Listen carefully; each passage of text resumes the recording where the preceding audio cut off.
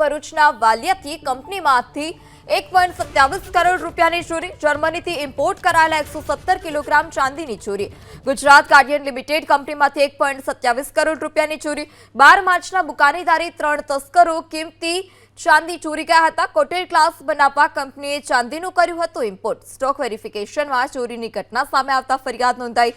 વાલિયા પોલીસે ફરિયાદ નોંધી વધુ તપાસ હાથ ધરી. તો ભરૂચના વાલિયાની કંપનીમાં ચોરીની ઘટના સામે આવી છે. 12 માર્ચે 3 બુકાનીધારીઓ ત્યાં ત્રાટક્યા હતા અને કિંમતી ચાંદીની ચોરી કરી ફરાર થયા.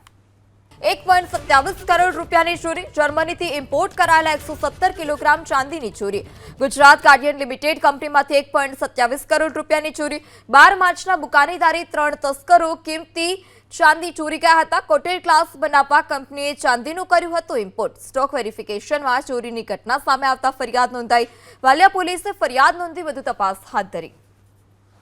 તો ભરૂચના વાલિયાની કંપનીમાં ચોરીની ઘટના સામે આવી છે. 12 માર્ચે 3 બુકાનીધારીઓ ત્યાં ત્રાટક્યા હતા અને કિંમતી ચાંદીની ચોરી કરી ફરાર થયા.